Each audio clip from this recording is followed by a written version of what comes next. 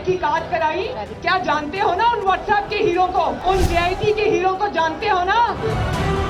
6 महीनों में 6 रुपए की करप्शन साबित नहीं कर सकता। मेरी वालदा के गले में जो कैंसर है दोबारा अपीयर हो गया है।